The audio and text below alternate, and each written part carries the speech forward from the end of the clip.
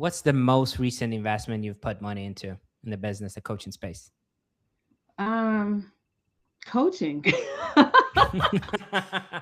more coaching, More coaching. which is kind of crazy. But yeah, I have, invested in more. I mean, as a coach, you kind of, you need to take your own medicine. If you really believe in this, you know the impact, you know the transformation that can happen, and you know how quickly you can get there from coaching versus, spinning your wheels and trying to do it again. Welcome to Career Coaching Secrets, the podcast where we talk with successful career coaches on how they built their success and the hard lessons they learned along the way.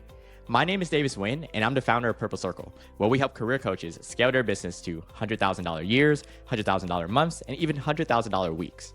Before Purple Circle, I've grown several 7- and 8-figure career coaching businesses myself, and have been a consultant at 2 career coaching businesses that are doing over $100 million each. Whether you're an established coach or building your practice for the first time, you'll discover the secrets to elevating your coaching business. Welcome to Career Coaching Secrets Podcast. I'm Pedro, and today's guest is Dani Luffey, founder of DVA Brand Communications, and she helps leaders transform the way they communicate so they can speak with confidence in meetings, presentations, and high-stakes moments where impact truly matters. With nearly 30 years of experience supporting Fortune 500 companies and global brands, she has coached both emerging and seasoned leaders to strengthen executive presence and inspire their teams. Through one-on-one coaching, dynamic workshops, and practical, actionable tools, she helps professionals move from simply informing to truly influencing. Her empowering and approachable style equips leaders to communicate with clarity, confidence, and lasting impact. Welcome to the show, Dani. Thank you. Thanks for having me. Excited that you're here. Okay, now, before we get into what you do now, I'm curious how this all actually started. So, what was going on in your life when coaching became more than just an idea? I would say I would like to go back even a little bit farther, which was long before coaching became kind of this thing that I would do. I had always been fascinated with how smart, capable people can show up, and that changes. Like they show up completely differently when it comes to their presence and how they communicate. So that expertise did not match their communication style. And I experienced that firsthand myself. I would communicate in small groups and I would feel completely confident.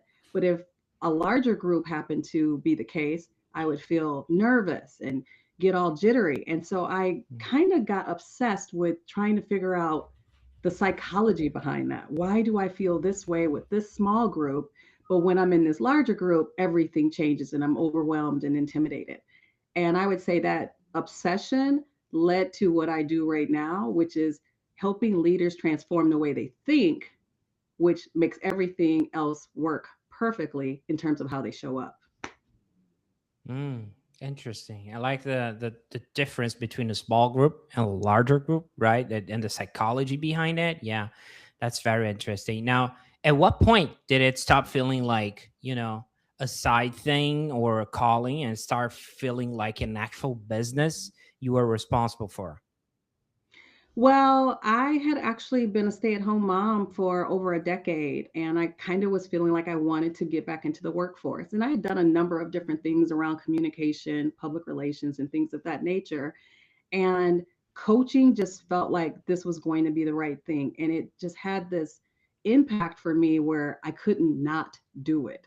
And so I just went in, jumped in and the first thing I did was I did a workshop, and I felt like I have to do this. I'm like getting excited with the idea of just thinking about it.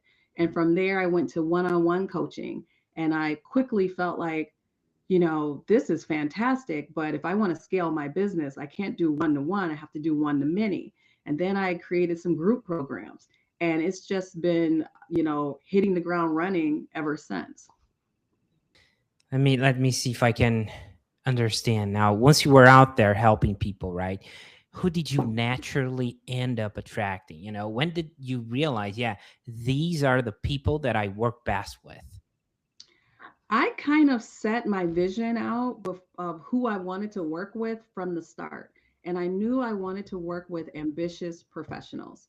And if you go to my website, you listen to any of my social media content, it's all about working with ambitious professionals. And the reason I chose that because I knew that there's a lot of work in terms of changing how you think so that you can show up differently. And I wanted to work with people that were not okay with mediocrity, that were willing to put in the work, that wanted to see the transformation. And so I kind of set that out initially. Now, what that looks like, it might be entrepreneurs, it might be executive levels, it might be middle managers, but they all have one thing in common, and that is that they're passionate about growth and change. Some to an extent, somewhat like you, right? With that Kind drive of, that maybe. wants to impact people and moving forward, right? Yeah, Yeah. awesome. Now, let's zoom out for a second. Like, if someone, those ambitious professionals, right, ends up working with you today, how do they usually find their way to you in the first place? A number of different ways. Many times it's through like a speaking engagement or a workshop, and they experience me firsthand and they want to work with me. Sometimes it's through social media. They've seen something that has resonated with them and they reach out to me that way, and we end up working together. So they find me in a number of different ways. I would say probably most of the way they find me is referrals of other people they know that is, they're like, wow, this changed how I thought. This changed everything for me. So a couple of different ways, but they find the path. Right. So let's talk about mechanics behind the scenes for a moment. Let's say they found you through the referrals or even your website or different social media. So when someone decides to work with you, Danny, what does that actually looks like from their perspective? Yeah, I would say there's probably three ways they end up working with me. If it's a corporation, they end up working with me in terms of doing workshops or some sort of leadership coaching program for a larger team. It could be all the employees, it could be a particular department. And then some people find me and they end up working with me through one of my group cohorts. And, interesting story about, how I created one group program and had to shift it to what I use today. But that's another way they work with me. And then I would say the other way they work with me is one-on-one coaching. So those are probably the three formats in which people most often work with me. Yeah, I want to tap into your experience really quickly here. Like, I know you mentioned one-on-ones and group coaching, right? And we see a lot of coaches out there that sometimes they're like indecisive about going to group coaching. They're one of many. So at the start, right? Did you had some doubts about that, or were you in the testing waters, or trying to pinpoint exactly if that would work out for you and how that landed for you? Yeah, it actually, I had this grandiose idea of how this group coaching program would work, and I created it, and it was great. The clients loved it, but I found that the format that it was in didn't actually meet my standards. I really love to see people transform. And the way it was created, it was, created really around convenience. It was like a lunch hour, it was 45 minutes, it was every week, and in that time frame, I was really only able to give people hacks and tips and tricks and techniques. And I wanted people to be able to transform how they think. And so I basically, took that model and made some adjustments to it. And now I'm so happy with the outcome because people can actually transform. So it's still a 6-week program, but from 45 minutes to 75 minutes, from weekly to every other week. And in between those off weeks, I have layered in one-on-one coaching. And that has made all the difference. The other piece is week to week, the the sessions build upon each other. Whereas before, since I didn't really have all the time, I could only, give you a tip and trick here, and then here's another scenario, here's another technique you can use. So this builds and progresses. And so when I do that one-on-one session, we are really dialing deep with the content that you've, uncovered in the group. and how we can apply that specifically to what your needs are. Ah, And that's interesting. going to Some change how people think. right. It's somewhat like a hybrid model. That's interesting. It is. Okay. Okay. Now, your work seems pretty involved, right? We're talking about one-on-ones. We're talking about managing the business. We're talking about group coaching and content and all of those that, all of that. It's a lot of work. So how do you think about managing your time and energy so the business doesn't start owning you, for example? Yeah, and that can definitely happen. I mean, it starts small, and then before you know it, you're working, like you said, the business owns you.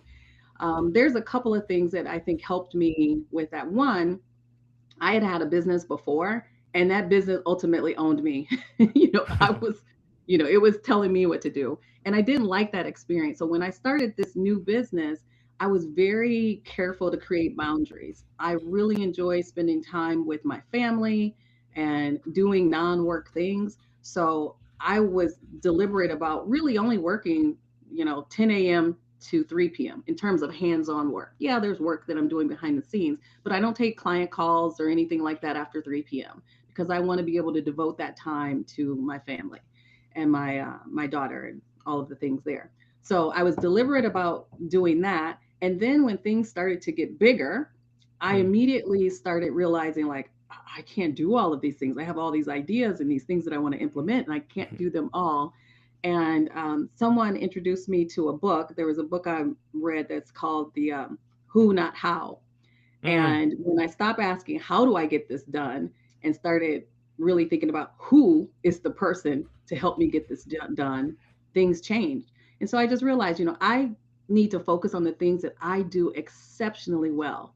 And the things that don't light me up and I don't do the best job at, I need to find somebody else where that job lights them up and they do it exceptionally well. So I think that has really helped me. I've really been very conscious, but only because of my past experience where, like I said, my business owned me.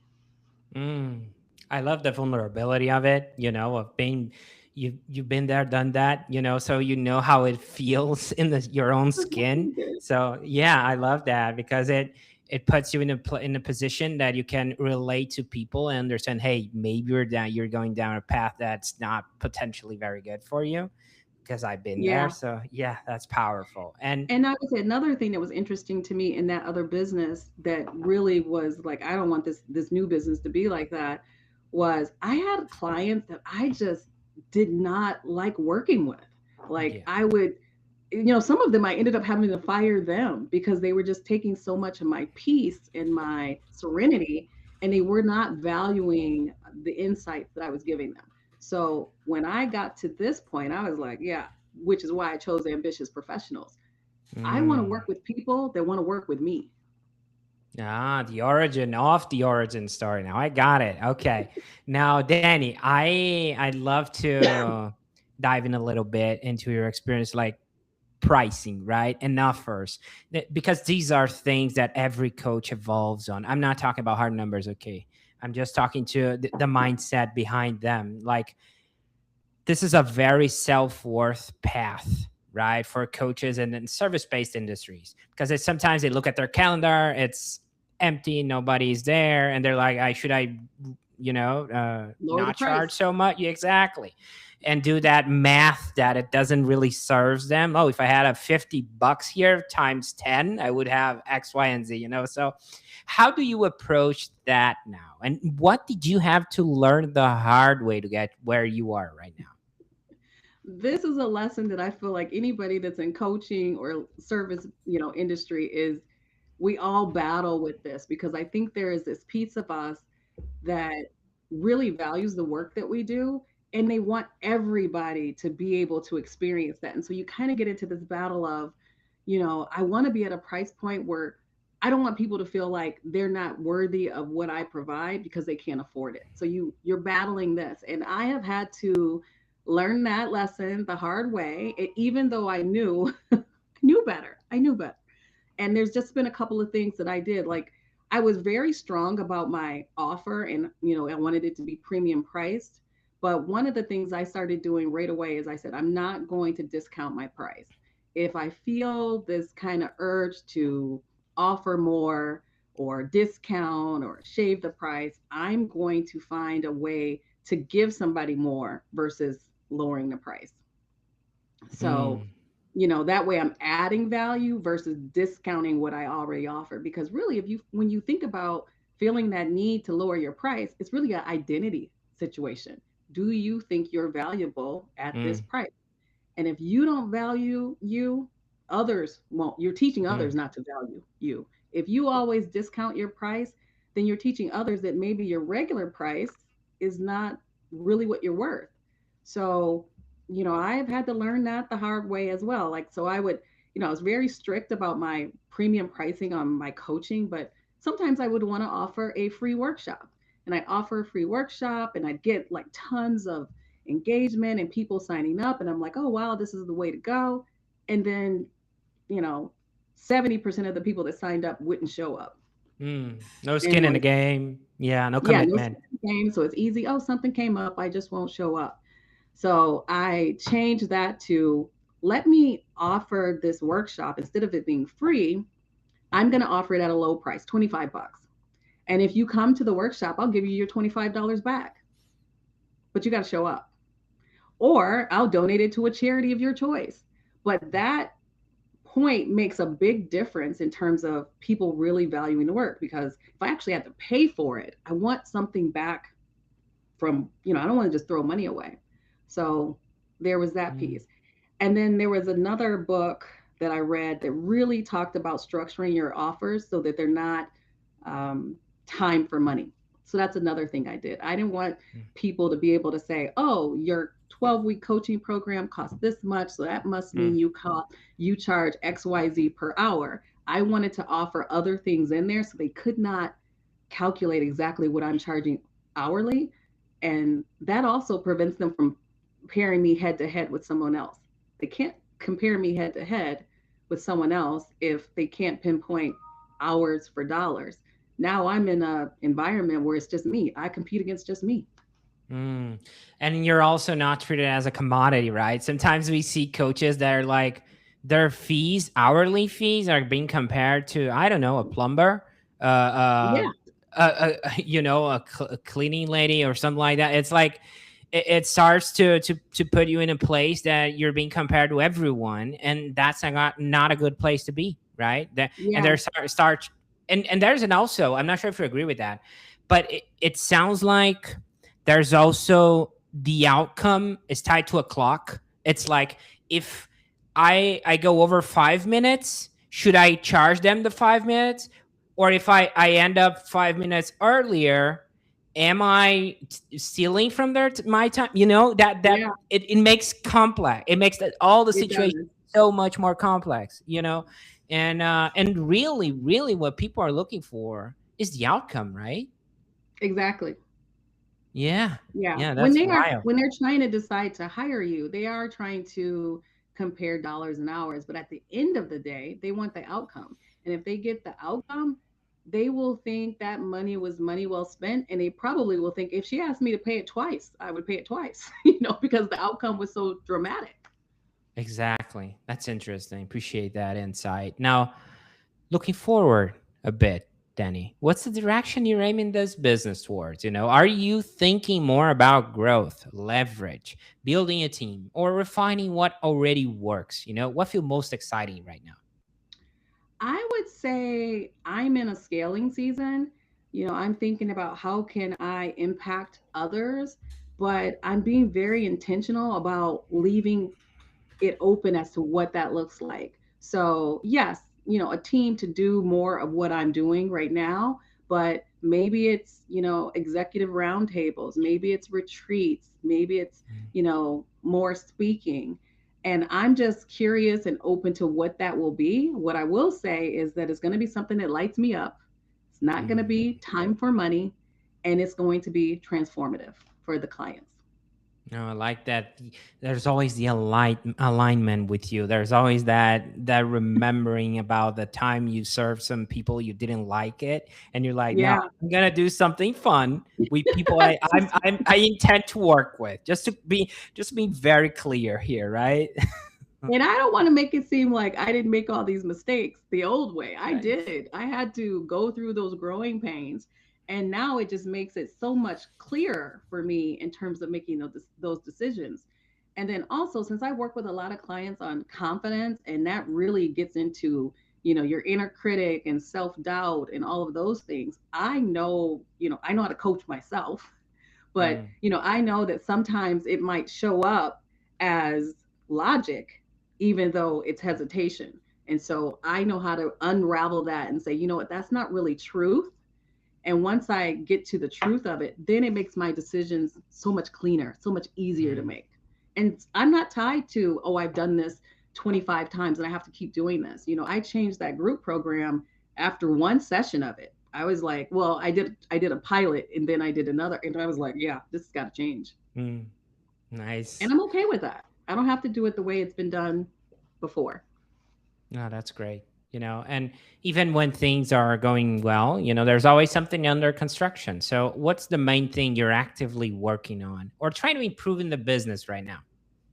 I would say right now, I'm just trying to streamline a lot of systems so that I can free myself up to do more of what lights me up. So Mm, I'm just kind of pulling back and getting everything in a place where, I can take advantage of someone else's zone of genius and have them do these things that they love, that light them up. And I can take a step back and be creative and, just kind of think about what is this next thing that lights me up. And if I get too bogged down in the day to day, I won't have that creative space to get there. So I would say mm. that's what I'm refining. And I'm always refining, when I'm working with clients, I noticed some aspect that really made a difference. So I refine that and make sure I include that with other clients and things like that. But big picture, that I would say that's what I'm working on. Interesting. Now, you've been around long enough, Danny, to see trends come and go, right? So people give business advice nonstop, especially online. So, what's something you hear repeated a lot that you think people misunderstand or overvalue? I think that, in my specific line of work, I think people think that communication is about the words that you say. Mm, I would say that's something, and people think if I could just learn the right words to say at the right time, I would be unstoppable. And I often have clients say to me, like, I might say something to them and they were like, can you repeat that? And I would say, I can't, I don't know what I just said. It's just from the heart. And I tell them it's not about the words, it's about the inner trust and the mindset that you have. So I think, people think that there's an easy way around things and mindset work in itself isn't hard, but you do have to be ready for it and you do have to put in the reps and do the work. But it's something anybody is capable of doing. You just got to mm. do the work.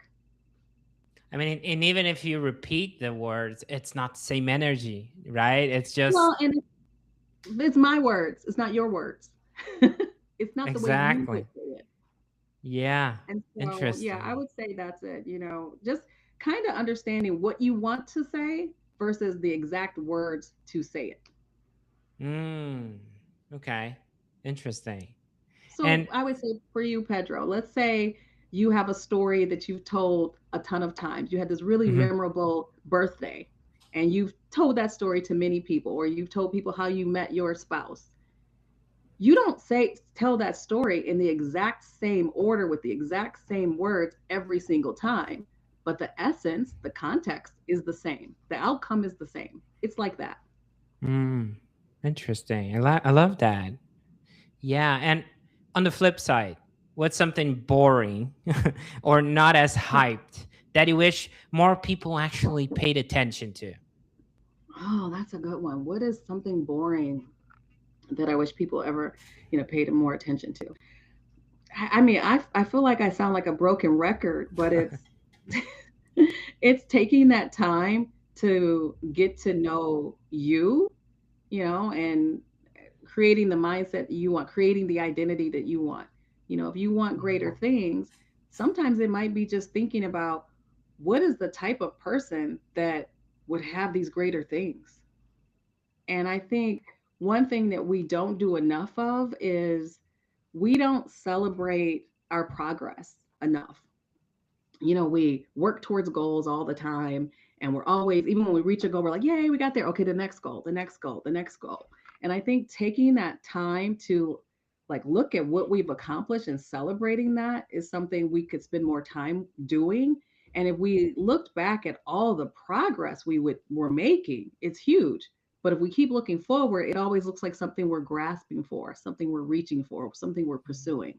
So I think celebrating those wins and looking back, like, look where I was 6 months ago. Look where I was a year ago. I know I can do great things because I've already accomplished great things. Mm.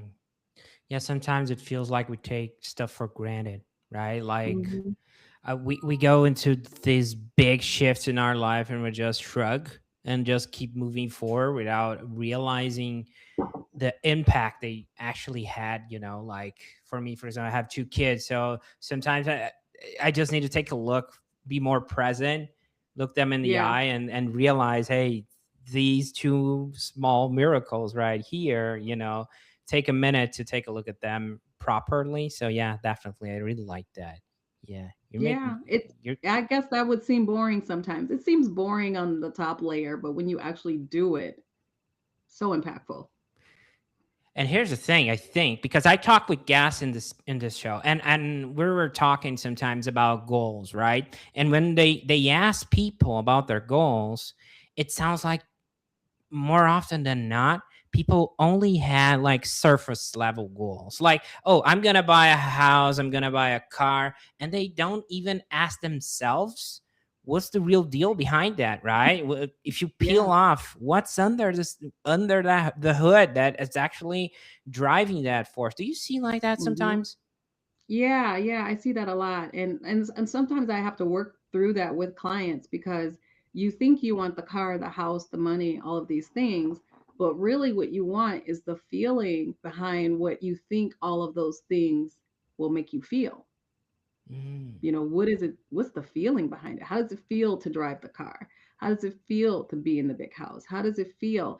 And it usually gets a little bit deeper into, well, I want to be recognized, or I mm, want to feel like I have a true impact, and the external way of showing people that is these material things. But that's not really what you want. And I hear people say, I just want to pay this bill. And I tell them, there's going to be times where the money's not going to matter. I know that sounds kind of crazy, but mm. once you get that certain level of freedom, you're going to be thinking about, okay, I already got the car, the house. What are these other things that I want to give me the feeling I want it all the time? And it could be importance, like I said, recognition. It could be having an impact, leaving a legacy. There are all these other things that are uncovered when you peel back the layers. Yeah, you made me remind of, like, there's a Jim Carrey quote. It's not exactly like how I'm gonna say, but he says something like, "Oh, I wish everyone would be experiencing this to be rich, so they could know this is not the answer." You know, it's like Hmm. when you're a kid and you want to be an adult, right? You want to be I want to drive a car, and then you get there and you don't really, you know, you just got there, and then you move forward and you get to the next big thing, and you don't appreciate that moment sometimes. I think that's really key. What I'm trying to understand is, like, appreciate the moment, understand the real intention behind it, so you can actually savor it. You can actually have a great moment, great time, Yeah. and be happy. I don't know. I'm tripping here, Danny.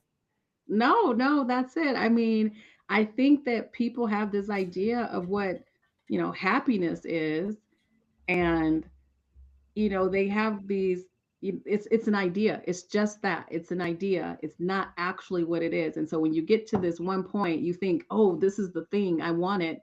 And it kind of feels like, meh, you know, because there's so much more to it. It's not just having the thing. And you got to kind of see what are the things that actually make you really happy. I saw an Instagram reel once with about a woman, and she worked in a hospice care, and she often would say that now she thinks about what are the things that would matter on my deathbed. And it really Mm. puts it into perspective, kind of what you're talking about. Like if you this is your last day on earth, you know you're going to die. Are you going to be thinking about, wow, it was really cool to have that car? Probably not. You're going to be Mm. thinking about things that really had an impact, really were important to you. And that's, an exercise you can do to really say, is it the car or is it more freedom with my family? The freedom to do things I really love doing. Is it the money, or does the money bring me that freedom to go on fancy vacations and not worry about how bills are going to get paid? It seems like it's the money, but it's really freedom or something else. Yeah, and whenever you have some CEO going to a fancy vacation and he's hiding like in his laptop so the wife cannot see it or any, Yeah. like he's not actually present. So I see that a Yeah. lot, that mindset of, yeah, I'm going to this and pretend I'm going to have a good time. And I did that on my own. Like I went to vacation and grabbed my phone and my wife was like, "Hey, what are you doing?" I'm like, "Nah, it's just a buddy. It's not really work." And it is work. Yeah. Like Yeah. that's absurd. But then, Pedro, if you look back and you said, okay, I'm on my deathbed and I'm imagining this mm, vacation, would you be thinking about the work that you did? Would that be most impactful, or would it have been spending time with your family? yeah, that's wild. Spending time with my family, 100%. And but Yeah. if I were that guy, I would be like resentful by myself. I would like, what did I do? Yeah. Why didn't I paid more attention to it? Like, what's up with Pedro, man? What's up with you, man? You need to. It's like it's wild. You're getting to me a rabbit hole here. Yeah. Well, Wow. it's kind of what I do for a living. Mm. Well, guys, this was a free coaching session. We are all pretending it was a podcast. Yeah, uh, no, I want to do something lighter for a moment. Let's clean out okay. the Yeah. air here before I looked at past Pedro and get depressed. I've got a quick rapid fire game if you're up for it. Okay. Can we do it? I'm up Okay. for it. Think about investments. Okay, you've made into the business, coaching, programs, hires, tools, marketing, any of it. I'll throw out a prompt and you answer with whatever comes to mind first. Okay, stories are welcome. Okay. Okay, so what was the very first investment you ever made into your business? It was hiring a coach. Mm, So I would say that was probably the first, and even, I don't even know if that was the first, but it probably was one of the first and definitely the most impactful. mm, So just saying, hey, I have been trying to figure this out on my own for longer than I want to admit. And maybe I need to hire a coach to get over this hump. And so that made all the difference.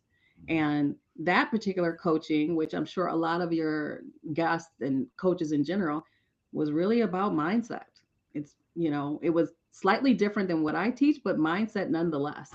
So that was by far the best dollars I would say I spent. And if that coach came to me and said, "You owe me more money," I'd be like, "Okay, totally worth it."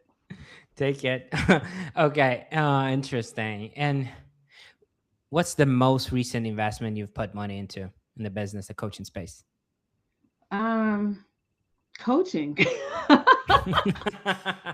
more coaching, More coaching. which is kind of crazy, but yeah, I have, invested in more. I mean, as a coach, you kind of, you need to take your own medicine. If you really believe in this, you know the impact, you know the transformation that can happen, and you know how quickly you can get there from coaching versus, spinning your wheels and trying to do it again.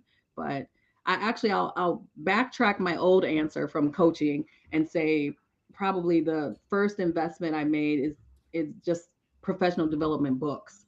I am a person who is very self-aware, and I find that in my clients and friends and just people I encounter that they're not very self-aware. And so early in my life, if I had a challenge, I go get a book and try to figure it out. I've never really been a fiction reader. I've always been more of a nonfiction, let me get better kind of person. So I Mm, would say that was probably the first, investments I made in my company.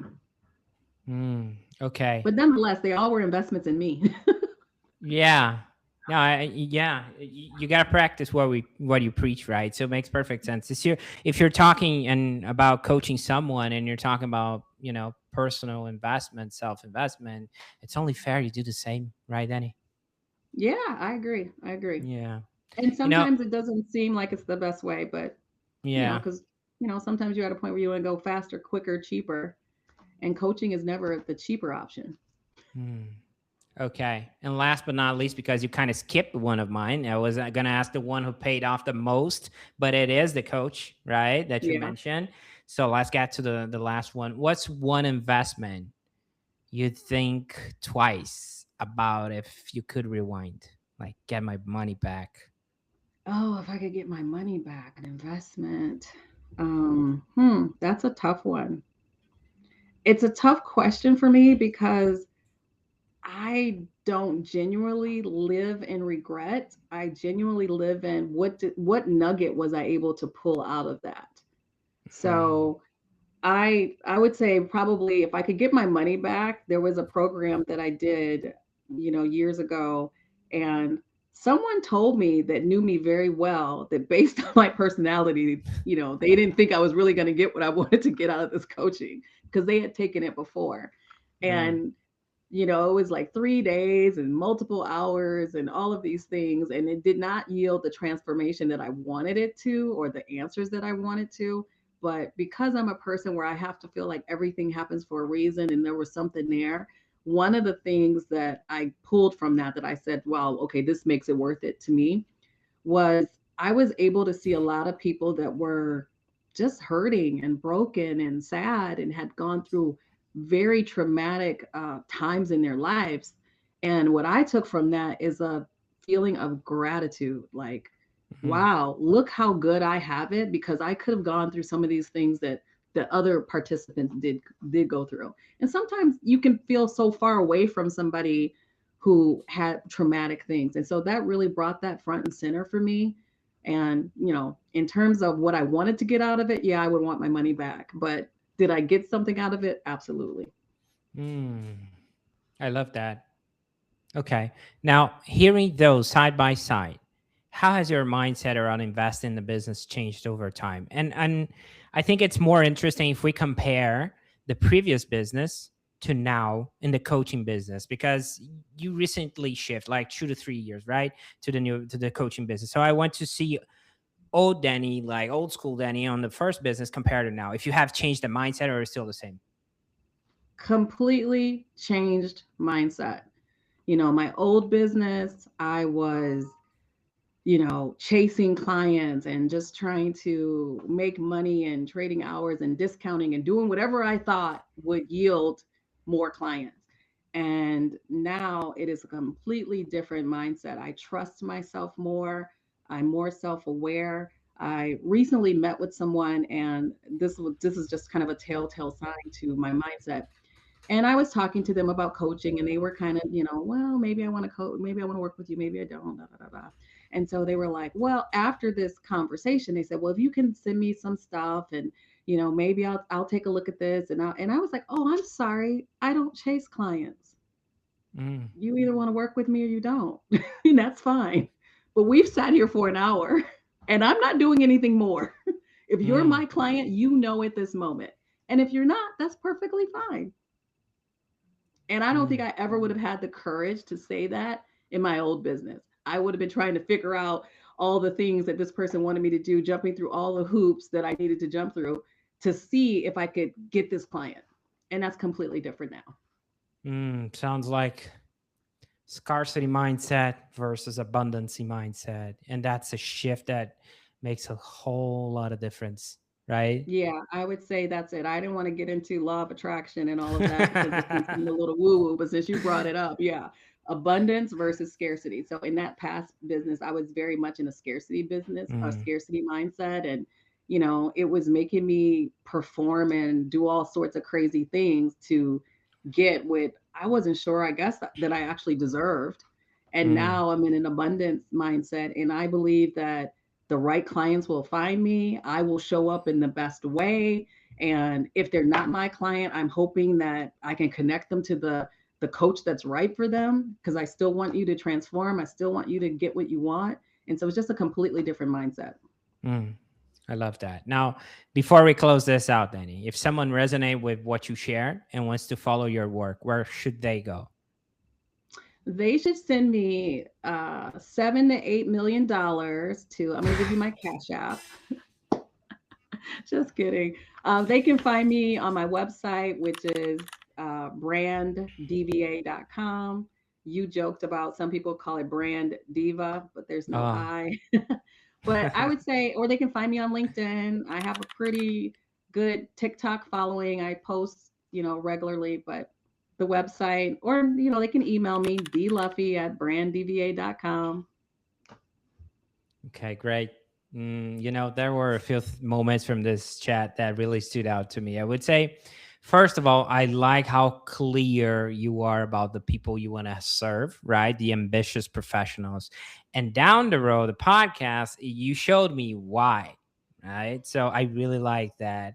The hybrid model you mentioned, one-on-one and package with group coaching, but not just that. It's realizing just that piece, that component of group coaching that you were attempting to do was just not working. And you realize that you didn't keep pushing. It was like, okay, I'm not going to be stubborn. I'm going to change that because it doesn't seem like the best outcome to my clients. And I think that shows such integrity, at least in my opinion, I really like the fact that you're vulnerable without, I would say, effortless. It's like, oh, when I asked about the business, you told me, yeah, it owed me. The old business, it owed me, and I did a lot of things wrong. I didn't like to work for certain clients, and I think that lesson taught you and got you exactly where you are. So you're now totally aligned with the people you want to work. You've been there, you had skin in the game, and now you're looking for something different. I really also like the fact that it's not about the words that you mentioned, but the I would say the inner trust, right? That's what you said. It's like the intention. And I mean, it's if I needed to, pick a puzzle and connect the dots, this is like the perfect puzzle, because you're giving me the alignment and then the reason why it motivated you to do that, and then about intention. So it's like full circle, seems like your experience. So I really appreciate you taking the time and being open with this. It was great having you on, Dani. Thank you. I don't know if you say that to all the guests or you really mean that for me, but thank you nonetheless. I mean, just to you. I mean, you're the only one called Dani, right? Yes. Appreciate having you. Fun. This has been fun. That's it for this episode of Career Coaching Secrets. If you enjoyed this conversation, you can subscribe on YouTube, Spotify, Apple Podcasts, or wherever you're listening to this episode to catch future episodes. This podcast was brought to you by Purple Circle, where we help career coaches scale their business to $100,000 years, $100,000 months, or even $100,000 weeks, all without burning out and making sure that you're making the impact and having the life that you want. To learn more about our community and how we can help you, visit joinpurplecircle.com.